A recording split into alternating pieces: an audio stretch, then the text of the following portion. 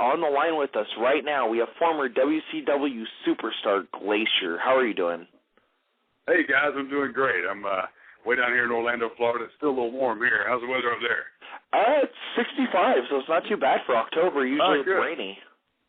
Okay. Well, I'll tell you what, on the daylight today down there in Florida reminds me of why I moved back down here. I'd say it's beautiful down there.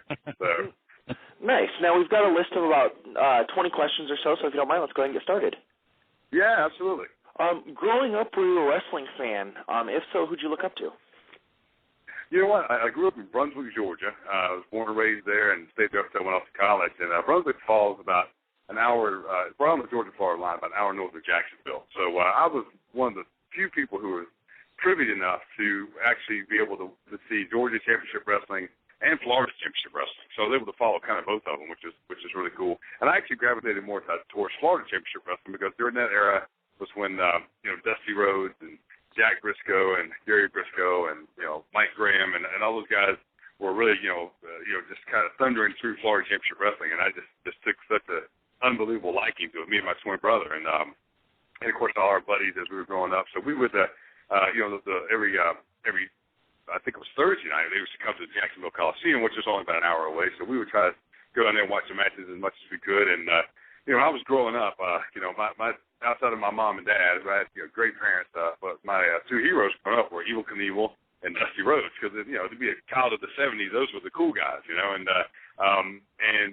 so it really became a huge thrill and honor for me later on in my career to actually get to pretty much get close to Dusty and kind of be mentored by him. But we can talk about that a little bit later down the road. Now, being a wrestling fan growing up, was wrestling your first career choice? If not, what was? Yeah, you know what? I was a huge wrestling fan growing up. I'm still a huge wrestling fan today. I mean, I tell people all the time, I'm still the biggest wrestling fan I know.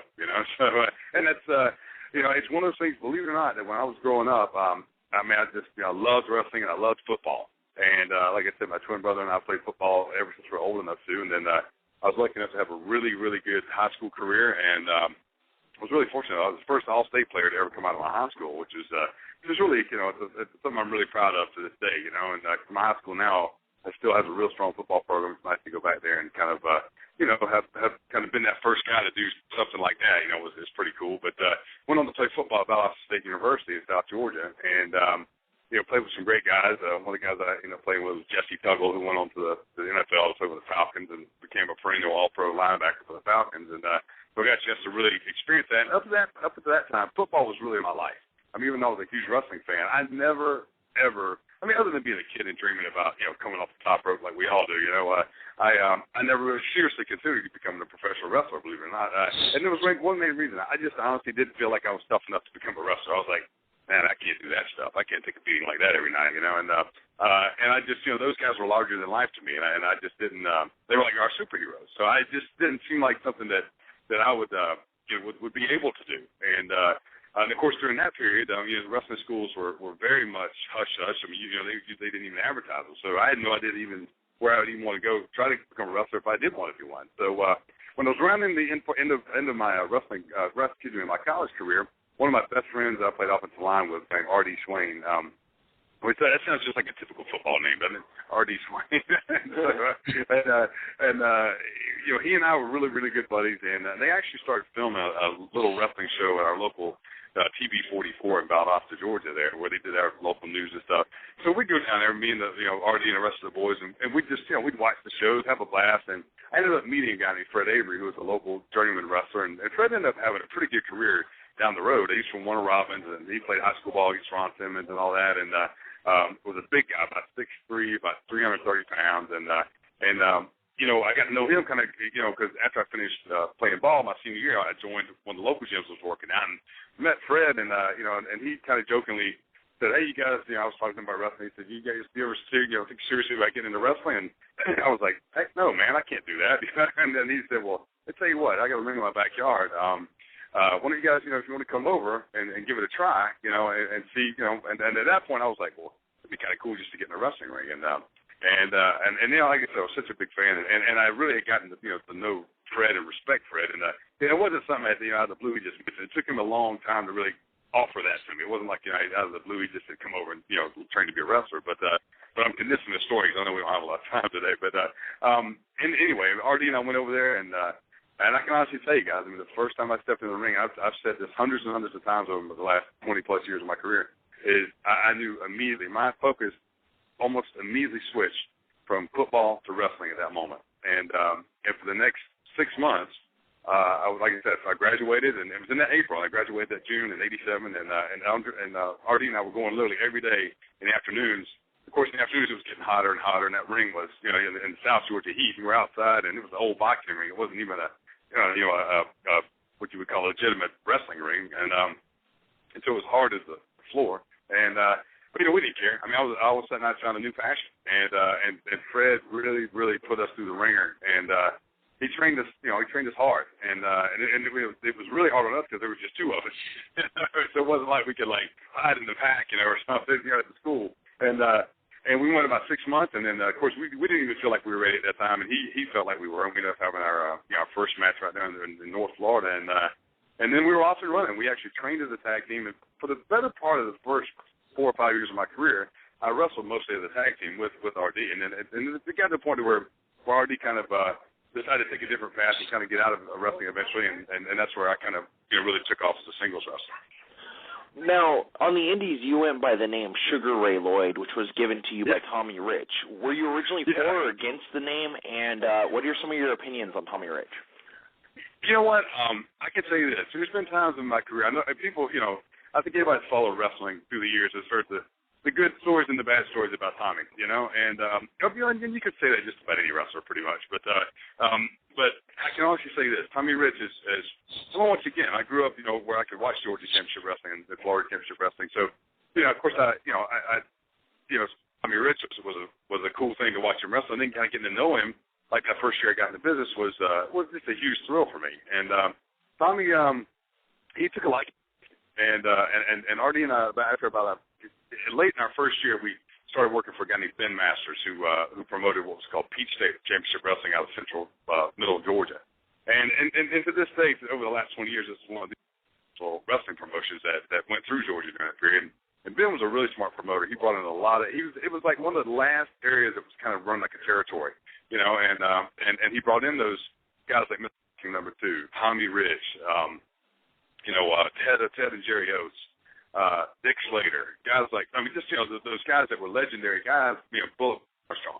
And we got a chance as young guys to learn from all those guys. And I just kind of gravitated to Tommy because, like I said, when I was coming up, Tommy was the cool good guy. Everybody kind of, enjoyed watching him wrestle, and so he took a liking to me, and he was actually, he was going to get me booked up in it was called Southern Championship Wrestling out of Atlanta, which was owned by Jerry Blackwell, Crusher Jerry Blackwell. And so he was like, hey, you want to go up there and try your hand at that as a little bit of a singles wrestler? And, of course, I was like, well, yeah, I'll do anything. I'll go anywhere. I just want to kind of, get more experience. And there were tons of really any big unsigned name at that time was working for Jerry Blackwell. You had, Bob Orton Jr.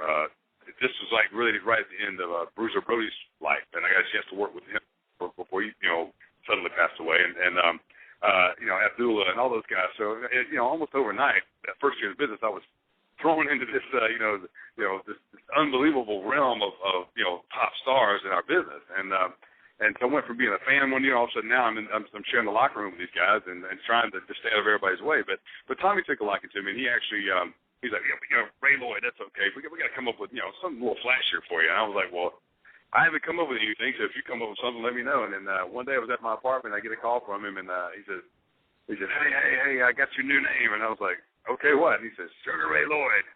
And I was like, well, the only thing I could think of was Sugar Ray Robinson or Sugar Ray Leonard, the boxers. And I said, there's already some few guys with that name. He goes, yeah, I know, but you'll be the first white guy named Sugar Ray. I was like, okay, well, I'm up for it if you think it'll work, And so that's kind of how it came about, and then it kind of stuck, And then the funny thing is to this day, all the guys that I knew from that era when I first came on board with that name, like all the Armstrong brothers, and of course even Bullet Bob, and guys like that, they still refer to me after all this time as Sugar Ray. They never transferred over to calling me Glacier or anything like that. It's always been Sugar Ray, and to me that's kind of nice because that's kind of how I was originally accepted, like I said, kind of into the pack, so to speak, and that was the name I was kind of given, and it just kind of stuck throughout the years with the guys that were kind of like in my inner circle, so to speak. Now, you touched on briefly on working with Bruiser Brody. What are some of your fondest memories of working with him? Well, and like I said, I didn't get a chance to work with him really long, but first of all, anybody that has any memories of Southern Championship Wrestling when it was on the air down in Atlanta, I mean, it was really, I mean, I'll be honest with you, I was intimidated when I went in because just the names they had. I mean, Terry Taylor, of course, I mean, just, Paul Lee came in, like, I said, Tommy was there, like Buck Robley, who was guys like, I think even Rotten Monstar came in for a while. These guys that, like, legendary, worldwide wrestlers, and so, I was just like, I was just kind of like Eddie Gilbert. I'm just thinking of them as they come to me. That was really one of the first places I met the Mass Nightmare, Ted Allen, who just passed away recently. He was so gracious to me throughout my entire career. I couldn't say enough good stuff about him. But when I first came in, I remember it was one of the first shows, and I believe it was Tommy who introduced me to Mr. Brody. And I remember when he came in, we had a trailer that we dressed in. We actually filmed at a country nightclub that had like 2 levels on it. A really cool place to film a show. And we filmed on Sunday night, and we shot like a month's worth of TV in one Sunday night. We did like 4 straight shows, and I remember that he was there. I remember I'll never forget he had on like khaki shorts, socks and tennis shoes, and they had a red Rivera T-shirt on because of course he was legendary in Japan as well, and he had his hair pulled back in a ponytail. And I remember thinking, wow, he's not really as big as I'd always thought he would be, And then probably, a couple hours later, we got ready to wrestle. He went in the trailer, and he got dressed, and he put those big furry boots on, those black trunks. He fluffed that hair way up, He stepped out of the trailer, and I'm telling you, he looked like he'd grown twice the size of the man I'd met a couple hours ago. And I remember thinking, all right, now that's Bruiser Brody. And then I remember thinking, all right, stay the heck out of his way. But you know what, I can honestly tell you, like I said, I was just a young greenhorn who didn't, at that point, sometimes didn't feel like I knew a headlock from a padlock, and he was always nice to me, but he was one of those guys, man. He always had that glare in his eye, like you never knew, when he just might, kind of go into that vicious mode, but I can honestly say, it was a huge thrill for me to just, to be on the same show with him, and like I said, I didn't get to know him really well, but he did offer up some advice to me from time to time, and once I mustered up enough courage to ask you for some advice. but the experience I had with him was a really, really good experience, and I'm really glad I got the chance to get to know him in that period. And it was such a sad thing to hear, of course, how things ended, But I really wish I would have gotten to know him, over a longer period, obviously. Now, you had a brief stint in the NWA in 1989 where you worked a lot with Butch Reed. What are your memories of that time? Well, once again, Tommy Rich opened that door for me, and I came in, and Tommy asked me whether I want to go in and do some preliminary matches with NWA, and I was, of course, what are you going to say? I'm not, Tommy Rich is giving you a break. I'm not, so I'm going, yeah, sure, Tommy, and as I hang out the phone, I'm going, God, what am I getting myself into here? And so, when my first match with the NWA was in the Albany Civic Center with the house show, it was Sunday night, I believe, and I got a chance to work with Butch Reed, and Butch was a big name at that time, and over the course of his wrestling career, it still has, I think, a really big name in the wrestling business, and because he was one of those first, really big guys who could actually really move, and I tell you what, I mean, it was, I had a great match, and I remember the fact that after I realized I had survived the match, shaking his hand afterwards and saying, basically, in the nicest way I could say, thank you for not killing me, And I guess I performed good enough to where Tommy called me the next day and said, hey, they want you in Atlanta for TV. And so I went up, and, then once again, I did like I tell all young wrestlers to do when you go in a situation like that. You put your bag in the locker room, you introduce yourself to everybody, and you sit down and shut up. So that's what I did, and then I got the call that the first show I was going to work was going to be with Great Muta. And so I went over and talked to Gary Hart, and at that time they were still working the thing where Muta didn't speak any English, and I'm sure he did, but they were still kind of working it, especially to the young guys like me, And so we went over, stuff, that I needed to know for the match and the entrance to this, which I was going to be out there when he came out and he did this whole, and this was right when Muta really was getting his first real big push here. So, and of course, he brought that whole new style to the American audiences, and then I remember Tommy Young was our referee, and I ended up having a really, really good match as far as considering where I was at that point in my career, which is only a couple of years into the business.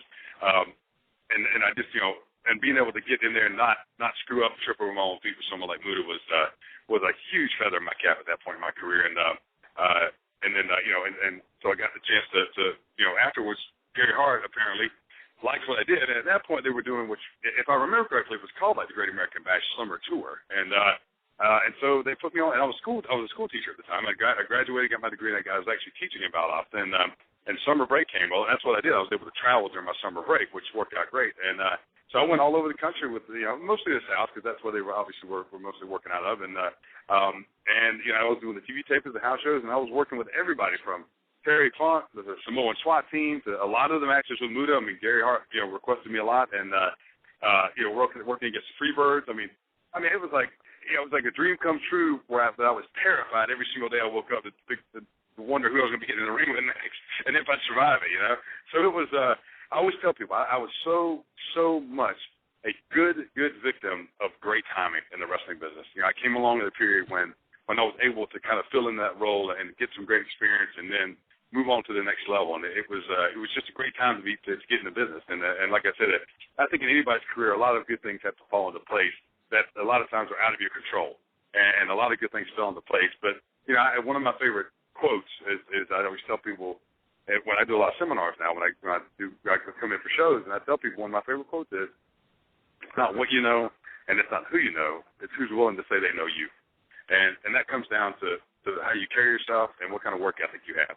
And that's, I think, I know I was really proud of the fact that, like I said, my parents instilled in me, however hard you work today, you can work harder tomorrow. And good things happen to good people who work hard, and I did that, and I certainly I was, thank God I was blessed with a certain amount of athletic ability, but not a tremendous amount. I really wasn't. I've had to work really hard at that. And, but, I carried myself like a professional. I always showed up I was always early. I never had an excuse if something went wrong. I took my medicine if I had to. And then, slowly but surely, Tommy, started to speak up for me, and the other guys started to speak up for me. So, when you have guys who have that kind of clout speaking up for you, they open doors for you. And so, opportunities presented themselves to me simply because, I worked hard, and I did the right things, and I kept my mouth shut, and, I just forged ahead. But like I said, all that, a lot of guys go through all that, but it was really, really, for me, a lot of good things just happened because of good timing. And so I always thank the good Lord for that.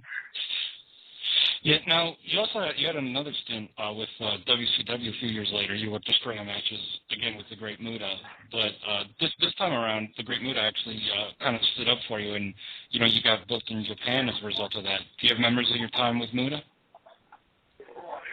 You know what? Like I said, and I've read certain stories that people have put in interviews and stuff, and I mean, a little bit's kind of blown out of proportion. I'll be honest with you. If you were to ask Muda who I was today, you probably never even remember who I was. I mean, you think of all the thousands of people he's wrestled with, but it was like I said, it really, I think, was more Gary Hart. Because I think Gary Hart really saw that here I was, a young guy who could follow, and because I had a strong martial arts background, I think that kind of put the Gary Hart and Muda at ease, because he was coming in, he was doing a lot of the acrobatic / martial arts stuff, and so I was able to understand that. And a lot of guys in the wrestling business really, it's not that they fear the martial arts type stuff, but they fear the unknown. They've never had a foot come flying at them in that fashion and stuff, so they're real leery of, okay, well, how do I take this? And I was one of those guys who it just never really bothered me, because I'd kind of dealt with that, coming up in a martial arts type environment. And so I think that kind of helped me a little bit. Like I said, I can't say for sure why, he and Gary Hart kind of took a liking to me, and kind of, I was able to work him some matches. I think I had good chemistry with him, and a lot of people did. A lot of people had great chemistry with Muda, but I think I was a young guy who kept his mouth shut and just went out there, and I didn't screw up, and I think they liked that. So they figured, okay, well, we can go do a match with him, and we could probably get through it without making both of us look bad. So that's kind of, I think, how it came about, really. Yeah, no. In 1996, you integrated martial arts into your wrestling. That was also the time where you came to WCW, and rumor has it that Diamond Dallas Page was integral in this happening. Can you talk about both those events a little bit? Yeah, you know what? I'd become friends with Paige, and you know, a lot of the guys I started out with, like Scotty Riggs, Mark Bagwell, Disco Inferno, and we were all in that Georgia circuit. Of course, you know, Bagwell had already gone on board, and me and Disco and Riggs, we were all trying to get our spot up there, and we all worked out at Main Event Fitness, which Selection Sting owned at that time, and so Paige and I had become good friends, and you know, I'd made a good name for myself on the indie circuit. I wrestled in Japan for several years by that time, and you know, and I'd gotten aligned with Lou Thez, who, of course, for any wrestling fan who's listening, they should know who Lou Thez is, and so I'd started to gain a lot of clout, you know, behind my name, and so you know, but I never really tried to incorporate martial arts into my wrestling, just because what I said earlier, a lot of guys, they get real uneasy without not knowing how to really you know, react to, you know, a foot and a hand coming at them in a way they're not used to, you know, and so I'd always intentionally not put a lot of it in there, and Paige and I actually were, and he had kind of pitched a couple ideas to Eric, you know, and Eric just was always lukewarm on him. And at that time, I didn't know Eric had a martial arts background, and he certainly didn't know I had one. And really, Paige didn't really know. I mean, we kind of talked about it, but Paige had no idea to what degree I had studied.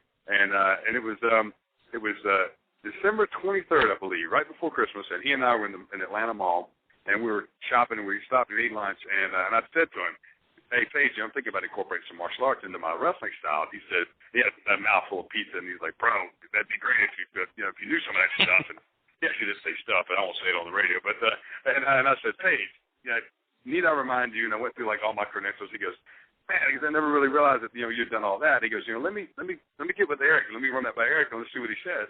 So he talked to Eric, and at that time, I had no idea, and I don't even know if Paige did, that and the way it was always told to me was that you know, somehow within the Turner Broadcasting empire, they had seen the popularity of the Mortal Kombat video games, and the movie had just come out, and they were like, "Hey, look, you know, can we take this idea and bring it into the wrestling ring?"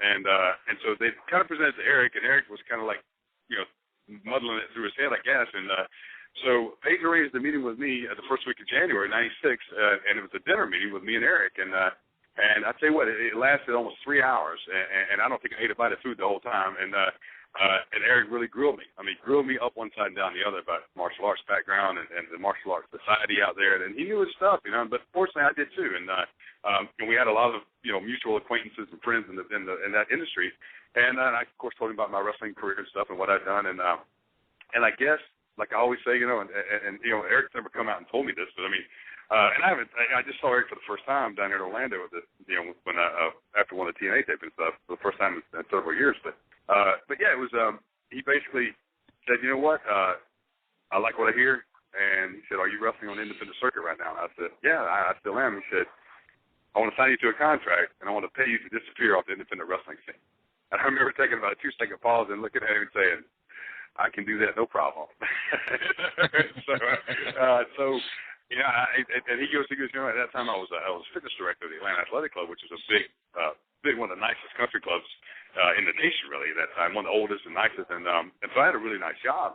And he said, "I'm not even going to ask you to quit your job right now." He said, "I just want you to stop wrestling on the indie scene." So for the first few months, I just disappeared, you know, and I didn't tell anybody why or nothing. So it was a real big secret at first, and Eric was like, he was really, really hoping on it being kept top secret. And Eric was kind of always like that, you know. And but then again, it kind of became fun because that was part of the secret, you know. And so then, you know, through the whole process, you know, Paige and I started working together. Of course, you know, right through that, right at the very beginning, you know, he saw a great fit with Canyon coming in to do Mortis and be my art rival, and then of course Jim Mitchell coming on as James Vandenberg, and of course that kind of systematically all happened, and then of course Brian Clark, and then of course Ernest Miller. So it But yeah, that's how it all started. Was you know, a long dinner between me and Eric. That's how it all started. All right, now, so from what you're telling me, it sounds like like from the time you were signed, you were going to be Glacier, because I'd always heard the rumor that Kevin Nash was at one point going to play that character, so to speak. You know what? And that's another story that kind of has gained a life of its own. I mean, to my knowledge, it was always going to be me. You know, and like I said too, I mean, you know, at the very beginning, we had no idea what you know. I knew I had an idea, and I started performing early on what I saw, you know, me becoming, you know, because that's one thing I tell anybody in the wrestling business. You know, the secret to having a really successful gimmick is making sure the gimmick doesn't fall too far from who you really are. You know, and I knew that's what I had to come up with, something that, you know, we were going to be, at the time I had no idea how much new ground we were going to be breaking. but I knew that whatever I did, I was going to have to be really comfortable with it to make it believable to the fans, and so that's what I did. And I always grew up kind of idolizing from the comic books Captain America. And so I took a lot of, funny as it sounds, I took a lot of what I saw out of that superhero's kind of persona, and I brought certain elements of that into when I created, my, the other part of me, which is Glacier, and it is, and so I tell all the young wrestlers again, you really do have to become, I always said that I didn't become Glacier, Glacier became me, and what I mean by that is that there's a certain, side of me that I can snap into that because I'm so comfortable with it, because it is really partly who I am. It's just me with the volume turned way up. And I think you could say the same about anybody who's had a successful gimmick that really people have bought. Like obviously the main people think of Ric Flair, Dusty Rhodes, Hulk Hogan. I can be the first one to say personally from becoming so close to Dusty. Dusty Rhodes is Dusty Rhodes 24 hours a day. He's just when he performed, when he went out there in front of the fans, he was Dusty Rhodes with the volume turned way up. And that's, I had a chance to learn from some of those greats and apply that philosophy. So I had to make Glacier Ray Lloyd with the volume turned way up, and that's what I did. And it worked well. But it was a long, hard process of us whittling down to get to the name of Glacier. And we finally decided on that, and it was I think the name fit. I was very happy with it. Yeah, I think some of those rumors probably started because your Blood Runs Cold promos, they started in April of '96, which is right around the time when he was coming there. But those Blood Runs Cold promos, they were advertising your arrival. So you wound up being hyped up for several months before you actually were on TV. How did you feel being hyped up like that? Did you feel like you could have were you a little nervous about not living up to it?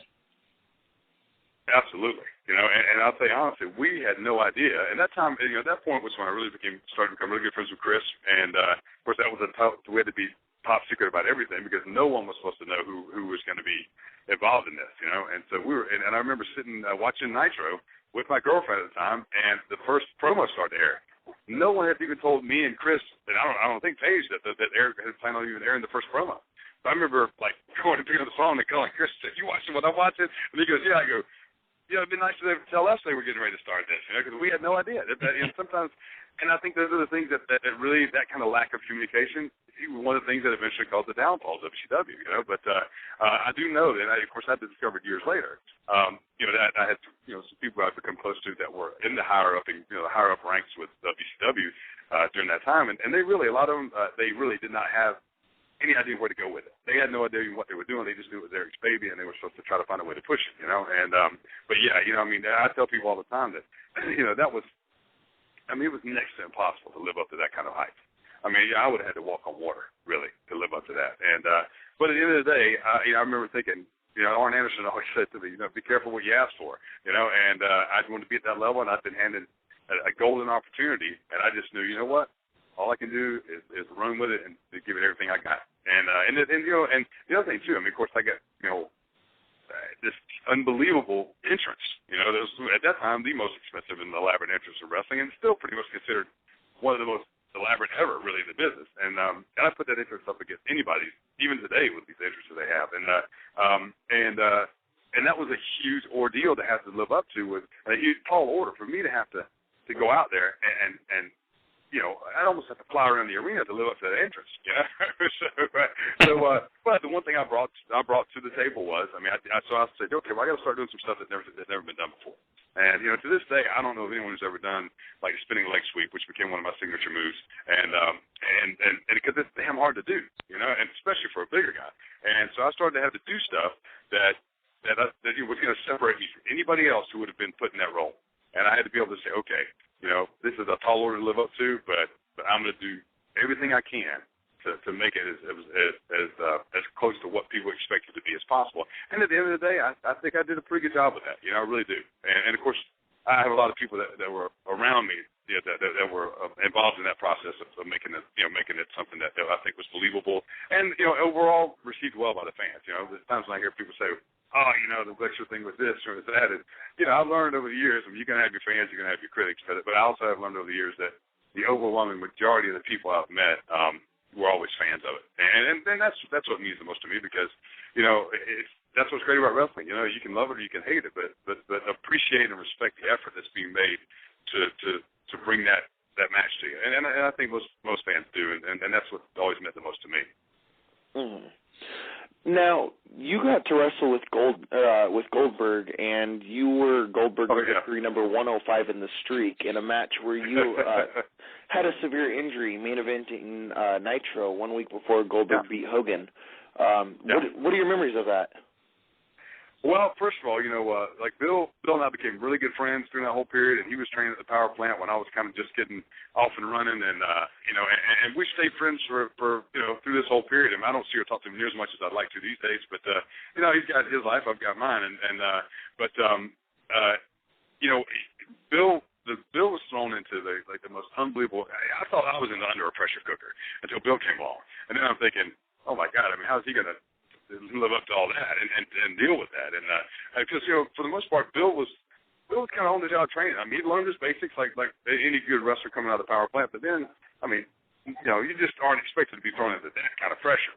And I think Bill did exceptionally well, considering, like I said, the unbelievable pressure he was put under at such an early point in his career. And but Bill's an intense guy. I tell people all the time, trust me, that, you know, when Bill's out there in front of that audience, nobody believes Bill Goldberg more than Bill Goldberg. Trust me. Mm-hmm. And when he spears you, there ain't no easy way to take it. I mean, trust me, I tried everything in the world. but you know, and that's the thing is with Bill. Hey, it's not personal, but that's what I got to do, and that's wrestling. You know, I mean, you know, it ain't ballet. So, but yeah, you know, I mean, I knew that was my first time main eventing Nitro, and Bill and I, I'd gone out there, and we knew we were just going to go. You know, we were going to go balls to the wall. You know, I mean, that's just, we didn't have a choice, and that's what you had to do. We were right in the middle of Monday night's ratings war, and that's what was expected. And yeah, I fought my butt off to get there, and there was no way I was going to be denied. You know, and even though, you know, at that point it was my time for Bill, it was Bill's time to shine, and I knew that. In the wrestling business, you know, when it's time for somebody to shine, you do what is expected. You know, and but. Yeah, and it was like if anybody ever goes back and watches, I think the match is on YouTube, but the first time I threw him in the corner, he came out of the corner, I did my signature kick to the gut and that spinning leg sweep, and I was just a little too far away from him, and he was planting all of his weight on his right leg, and that which just made him like an oak tree, and it being too far away, just a few inches of, you know, it's roughly like football, game of inches, you know, and I tore my knee up, and that was the first minute of the match, and it wasn't a terribly long match anyway. I mean, Bill's matches weren't long back then.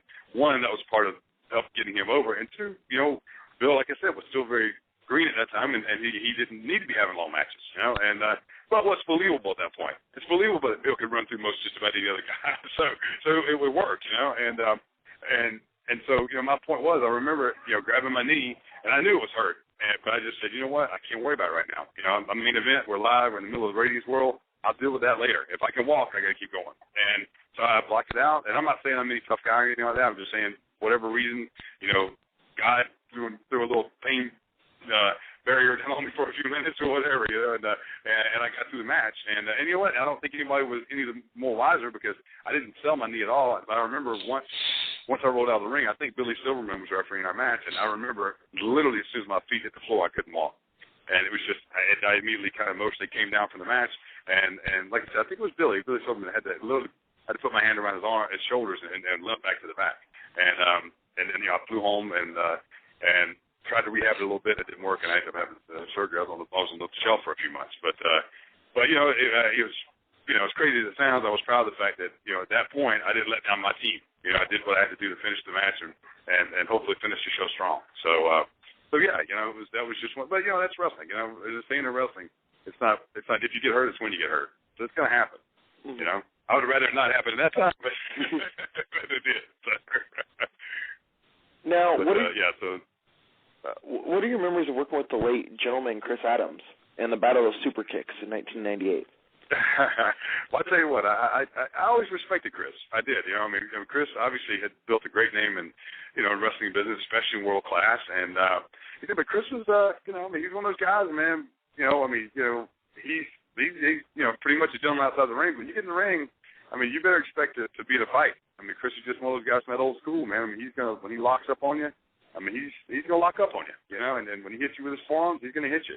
And when he grabs you in a hold, I mean, you're going to know you're in a hold. I mean, he's just one of those kind of guys. And I'll be honest with you, it pissed me off at first but then I started realizing that's just his style, and it wasn't personal. But you know, my thing was, okay, well, you know, I give it right back to him. And Chris, you know, I had no problem with that. And so there were times when we had some really good snug matches, you know, and there's times when we kicked each other, we kicked the flu out of each other. And then when we went on the house show run, where we were working each other on house shows, I mean, you know what? I mean, those are some of the most physical matches I had in my WCW run. But I tell you this much, I learned an awful lot from him. I remember Terry Taylor was the one who you know, gave me the advice of maybe doing this angle with Chris Adams just because of, you know, Chris's experience in the ring, and you know, he thought it'd be a good little. It became a bit more of a Thunder and a Saturday Night type angle, you know, the kick against kick. I thought it was great because it was more like, you know, the guy who was the seasoned veteran versus the, you know, kind of, you know, still young up and comer type guy, and I learned an awful lot from Chris. I really did, and I learned a new appreciation for you know, for his style of wrestling, and it for me it's not necessarily how I do it, but yeah, I mean we you know, but I tell you what, it made me it was, for me, it was like putting another notch in my belt that I went through a good run with someone like Chris, who had developed such a, you know, a strong name in the business, and I felt proud of myself after I went through it with Chris because you know, I think I earned his respect, which I'm not sure if I had or didn't have before that. And once again, I don't think that's a personal thing. I think, you know, wrestlers just, you know, on that professional level, you just decide who gets your respect and who doesn't. Sometimes you have to kind of go through the whatever pecking order or go through whatever process for the older veterans to give you that respect. And I had no problem with it. So yeah, overall, it was a great experience with Chris. And like I said, I mean, it was every match we wrestled was a tough one. I'm not gonna lie. Now, one of the main programs you worked in WCW, it was started with you and Wrath, who was, of course, the late Chris Kanyon, and then added on Wrath, who's Brian Clark, and Ernest Miller. What are your memories of that particular program and the guys involved? Well, first of all, Ernest Miller and I are still great friends to this day. I just talked to him the other day. He and I actually doing a charity golf tournament in November out in Louisiana. And I think a lot of our success, or you know, for us, you know, and let me just say, everybody always says, well, gosh, you know, it never turned out to be what the WCW planned on it being or whatever. Listen, when the NWO came along, everything took a huge backseat to the NWO, you know, everything. And so I always tell people, you know what, we were active members of that roster during that 96, the 98, 99 period when wrestling was the greatest roster, in my opinion, ever was assembled, which is in WCW when we were winning the ratings war week in and week out. And we were good, solid, active members of that roster. And we were performing every single night on Nitro and Thunder and whatever. And we produced. And we never dropped the ball. They could never say that we went out there and had a crappy match or that we were the reason that the show didn't go well. I mean, we always produced. And we produced at a time when it was, you know, the show. I mean, that's when everybody was watching it. And so, you know, and I was there from 96 to literally a few months before, you know, we got bought out. So I had a good 5-year run with the company that, you know, people always say, you know, that they were just a flash in the pan, the whole thing. I'm like, yeah, well, you know what? I mean, if you go back and look at how long we were all employed, we were more than just a flash in the pan. You know? And but tremendous memories with about, you know, Chris and Brian and Ernest and all of us. I mean, like I said, unfortunately, we don't have a lot of time today, but I mean, I'd certainly like to come back to where we could address a lot of that, more of that in detail, because there's some great stories and of course some great memories, you know, that we all had together. And you know, and you know, I'm so sad that my buddy Chris is not here anymore, because it just broke my heart. I mean, you know, Jim Mitchell was the one who called me, gave me the news, and you know, I was driving, and I literally pulled over the side of the road and just had to. I was crying while I was driving, and I had to pull over because I just couldn't see anymore. And I miss him. I miss him an awful lot. You know, it's really hard for me to talk about him still. But yeah, you know, I never ever had chemistry in the ring with someone like I did with Kanyon. You know, I just we couldn't have a bad match. I mean, we just clicked. And when you get in the ring with someone you just click with, man, it's you know, it's just the greatest feeling in the world. You know, and we always had that. And never ever did we have what I would consider a match that was even a mediocre match. And then that's rare when you can say that about someone, you know, that you wrestle with in the ring. Now, also during this time, you were repackaged for a little while as Coach Buzz Stern. Do you have any memories of this gimmick, and were you for or against that? Yeah, you know what? The funny thing is you know, in the wrestling business, one of the other things I always preach to guys, young wrestlers, is, you know, to be proactive. and they were changing the booking committee almost. It seemed like every few months, it seemed like it was changing, and so I could see the writing on the wall. There were some guys that were coming in that weren't real big fans of. They pretty much thought the Glacier thing had run its course, and I'm not sitting here saying that I didn't so much totally disagree with them, but they weren't coming up with any new ideas, and it's almost like we had been exhausted with ideas, and so I kind of started to see the writing on the wall. Like, if I was going to be able to stay employed with this company, I better come up with something. And there's a saying in the wrestling business is that there comes time when you have to reinvent yourself, and look at Hogan. When he went from the red and gold to NWO, he totally reinvented himself, and he had a whole new run, and so I started thinking in the lines. Okay, well, what can I do? And I actually had done the Buzz Stern. I came up with the angle. Disco Inferno was the one that gave me the name, and I was a football coach for all those years and a player, so I'd seen all these characters that I had as either played under his coaches or actually coached alongside of, and so I took that whole idea and I put it into one gimmick, and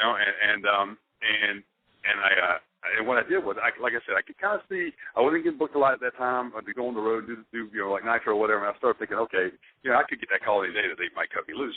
And so I brought a buddy of mine up to Miami, a guy named Kelly McClung, who's a really accomplished film director. And I spent a few $1,000s out of my own pocket. We got all the materials. I had all the T-shirt, all my Buzz Stern stuff made up. Then got stuff made up for Luther Biggs, and I paid for him to film these videos. And we shot, I think, 8. When it was all said and done, he went back to Miami and edited 8 broadcast-ready vignettes of Coach Buzz Stern. And so when that call did come, and I knew it was coming, that they were going to cut me loose, I called Danny Engel, who was Eric's secretary, and I said, Danny, can I get a meeting with Eric? And I'm sure Eric was going to expect me to come in and back to my job back, and I wasn't going to do that. But I walked in there. I got a meeting like 2 days later. I walked in, and I said, he says, Ray, I'm sorry, we feel like Glacier has run its course. We need to move forward. We got to go in a different direction. I said, hey, I understand completely. I said, will you just do me a favor? Will you take a look at this?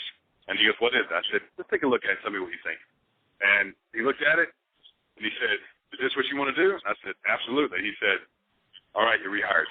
Just like that. But the thing was, I was proactive. I came up with something. I totally reinvented myself. I really, really got myself in the best shape I'd ever been in because I was not on the road. So I figured, okay, if I'm going to come to the table with something, I better be a bigger, newer, not bigger because I wasn't really bigger. I just got myself in better shape. But I was a new, improved version of whoever it was. I grew a beard, not a big bushy one, just enough. And with the gimmick, I wore aviator sunglasses. I wore a baseball cap. I wore a totally different look. And you'd be amazed at how many guys within WCW, when I even debuted, didn't know it was me. And because I kept it very secret as well, that it wasn't me. I wasn't running around saying, look what I'm going to be doing now, And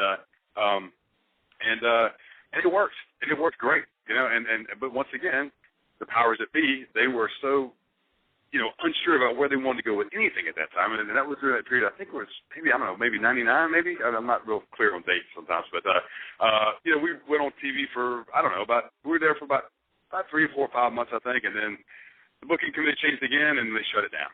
And so, and I'll be honest with you, I felt as comfortable, if not more comfortable, because of all my years as a coach doing the Buzz Stern character. I don't call it a character; it was a gimmick. It was part of who I was too. Buzz Stern, became Ray Lloyd, and I could easily snap into that because as a coach, I could snap into that gimmick anyway. And I had a lot of fun with it. Luther Biggs played his part great. We had a lot of fun with it, and it was a gimmick that could have gotten so much more mileage, but. Once again, like I said, there were decisions that were made that, and I always try to look at when the booking committee makes a decision, I only see my picture. I don't see the big picture. And sometimes, you don't fit into the big picture or the gimmick doesn't fit in. So I never had any, of course I was frustrated, but it wasn't like I was running around bad-mouthing people like, oh, they don't know what they're doing by letting us go, blah, blah, blah. It just, whatever reason, it ran for a while and then it was done. And then, it was Terry Taylor's idea to actually come back to me and say, you know what? I've always liked the Glacier gimmick. Of course, and once again, we had a new booking committee. And this time, I believe it was Russo and Ed Ferrara and those guys. And he said, why don't you reinvent yourself again and come back as Glacier? But this time, why don't you come back as you get a new attitude, like you actually believe all the hype finally that was there at the beginning, and like you almost like think you're a superhero now, and and kind of living in a fantasy world. And let's see where we can go with it. Let's have some fun with it. Let's give the fans what they probably wanted to see in the beginning anyway. And that's when we did the whole run with me and Norman Smiley. And I'm amazed that is one of the most memorable things that people remember about my whole run at WCW was the thing with Norman. And Norman and I had great chemistry together. And anybody knows Norman knows he's just he's one of the best guys in the wrestling business to be around, you know. And so it was easy to work with Norm because we respected each other, and we both played off each other real easily just because of our personalities. And once again, we had a little run with that, and that was when everything was coming to an end. And of course, everything was just totally haywire backstage and in front of the camera, you know, at that time. So that's a brief history of it. Yeah, that's great. Yeah. Now, how did you get involved with you were speaking earlier about your relationship with Dusty Rhodes.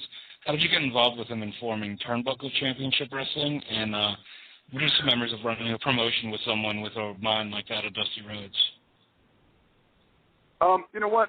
Dusty, of course, you know, Paige had really been mentored by Dusty, and I was really tight with Paige. I still am to this day, and I always refer to Paige as kind of like my crazy big brother, you know. And so, but when he started forming Turnbuckle, he actually gave me a call and said that, and there was actually, and like I said, it's amazing how much stuff is like, you know, a blur during that whole period of WCW. But there was one period where after the Buzz Turn thing, that, like I said, I wasn't working again with WCW, and that's when Dusty started Turnbuckle, and so. And it was just a brief period. I mean, just a brief period, a few months, really. And Dusty started Turnbuckle, and he called me one day. I remember I was driving up into my driveway, and he's like, he always called me Raymond Lloyd, this American Dream, Dusty Rhodes. I need to talk to you. And I was like, oh my God, what have I done wrong? You know. And he asked me to come meet with him, and told me he was starting his own company, and I'd come highly recommended from Paige, and wanted to know if I would be interested in coming on board as like what he called his lieutenant, his right hand guy. And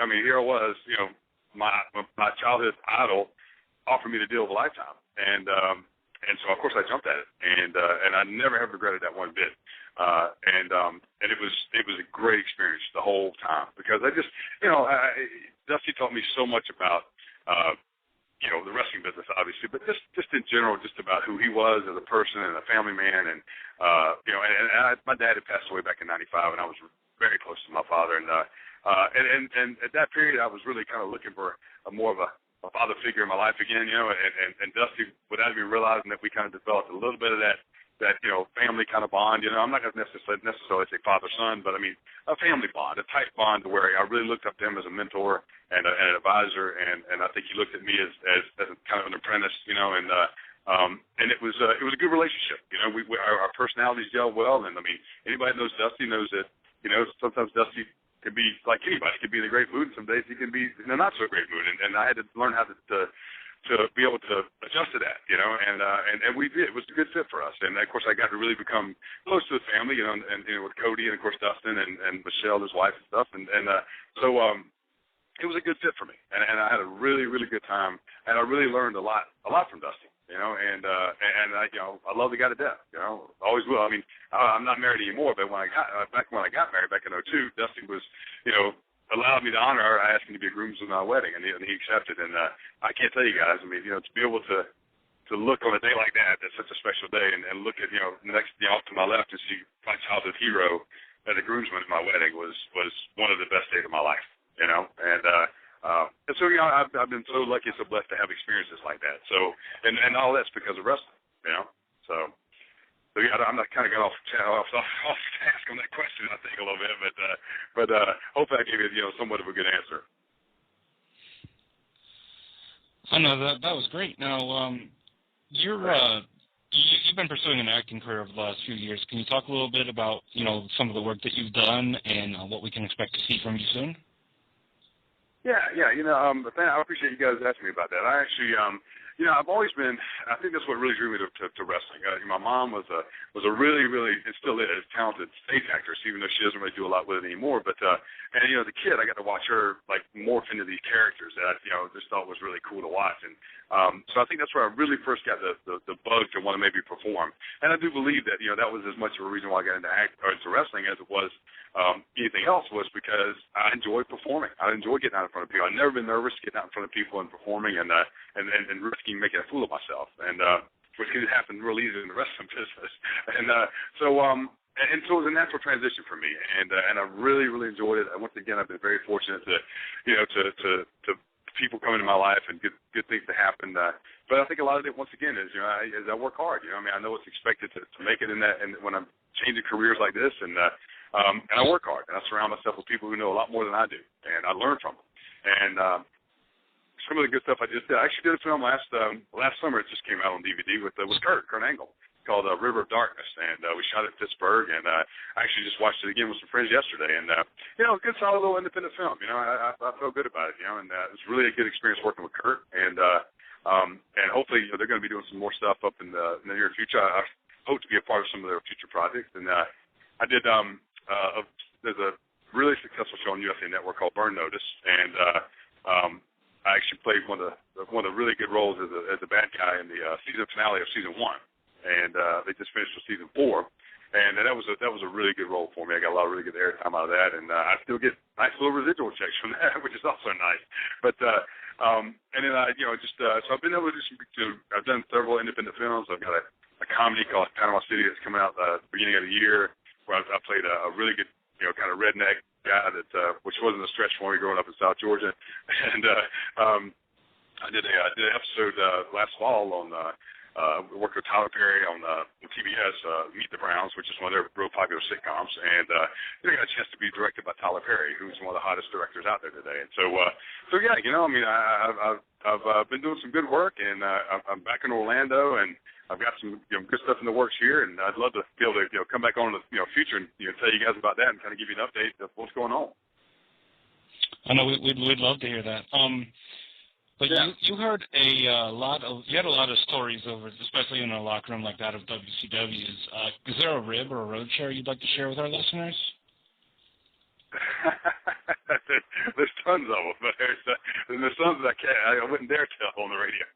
but I think probably the one that's always to me one of my funniest and fondest memories is we did a World War III pay-per-view at Auburn Hills, Michigan, and I think it was '98 maybe, and it was freezing cold up there, and we had gotten back to the hotels, and it was one of those things that, I mean, we were all making decent money, but we all tried to save money too. So most guys, you doubled up in split a room with somebody, and you had a roommate on the road most of the time, and so I usually I roomed a lot with Billy Kidman, and because like I said, you have your little clique, guys, which is like any workplace, and and Canyon and Vandenberg were rooming together. And we had all gone out. It was, if I remember correctly, it was like me, Canyon, Kidman, Jericho, Sick Boy, who was one of because they had Raymond Flock at that time, and I can't remember who else. There were a couple other guys, and of course we were all having a few beers after the show and bored, and Vandy for whatever reason decided to stay back in the room. He had a few beers and went to bed, and so Canyon gets the idea, hey, why don't we go back, and there was snow on the ground. He was like, why don't we go back and everybody get a snowball, and we'll sneak into the room, because he had the room key, obviously, and we'll surround the bed, and, and he knew all the lights were off. He said, and we'll click the light on, and once we click the light on, well, I'll just throw these snowballs at Vandy, and he won't know what the hell hit him. And so, we thought, okay, that's a pretty good plan. Because, you have a few beers, everything sounds like a good plan. So we get these, literally almost like volleyball. I remember, I think it was Sick Boy or Jericho had looked like a volleyball-sized snowball. They could have possibly killed Vandy. So we surround the bed, and the thing was Chris was going to, on 3, flip the light switch and the light come on. Well, it was a hanging lamp light. And apparently when Vandy had gone to bed, there was a light in the far end of the room on, so there was some light in the room. But he had cut the light off just by the switch. And so when, you turn it right to where the bulb was. And so our bright plan went bad right there, because he says 1, 2, 3, and he flicks the light, and of course the light doesn't come on. But that just stopped us. So all of us just bombarded Vandy with the snowballs, and he jumps out of bed. I never forget, he had a couple of beer bottles right by the phone. He knocks the beer bottles down. He grabs them, throws them. Because at this point, he's jumped out of bed. He thinks he's been attacked by, some people breaking in the room, I guess, and which I probably would have too. And we're standing there just, of course, dying laughing. He's throwing the beer bottles. He throws the phone, and of course, he didn't have his hair pulled back. He had long hair, and so he's just jumping around going, and of course, we're all, dying on the floor laughing at that point. And I remember he just kind of stops and looks around. He just kind of goes, you guys can go after yourself. And then he goes, flush the comforter, knocks all the smell off the bed, and comes right back in the bed and goes right back to sleep. Like I said, that's one of the D-rated ribs, I can tell. but it was one of those, where it was fun because it was all of us who were all good friends at that time, and we all, it was harmless fun. And Vandy was always the kind of guy who never really took a rib to heart, so it was a lot of fun. It definitely sounds like it. Well, Glacier, I know you're a busy guy, so we definitely appreciate you taking the time to speak to us, and we certainly look forward to speaking to you again. And thank you so much.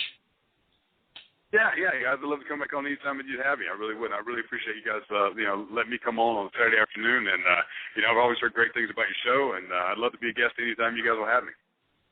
Okay, sure, Thank you very definitely. much for coming on. Okay, guys, go ahead. I'm sorry. Oh, I was just going to say, real quick, why don't you go ahead and plug a way for promoters or maybe even, people that are going to be doing movies to get a hold of you? You know what? I'm actually, I just opened up a new email for, any fans that doesn't want to write. It's actually just Ray Lloyd, and it's just the numbers 126@hotmail.com. And Lloyd has 2 L, so it's just RAYLLOYD, and the numbers 126@hotmail.com. And anybody wants to send me, anything as far as, and of course, people can hit me up on Facebook. It's just Ray Lloyd, Orlando, Florida.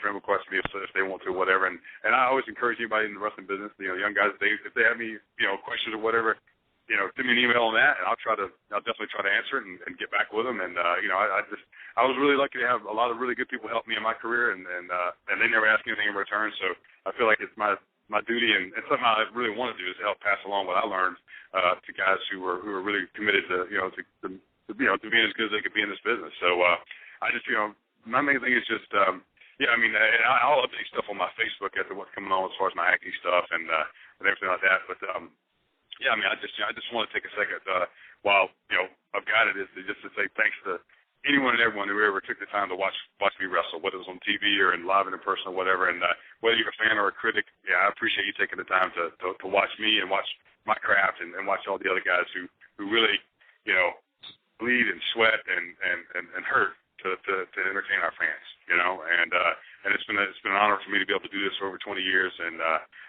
I don't know where my life would have been without it, but it's been a heck of a ride with it, and I love it. So I'm looking forward to what the rest of my life brings as far as wrestling's related to it. Well, thank you very much for coming on today. Yeah, thank you guys. Hey, listen, enjoy the rest of your weekend, okay? All right, you too. Thank you guys. Bye-bye. All right.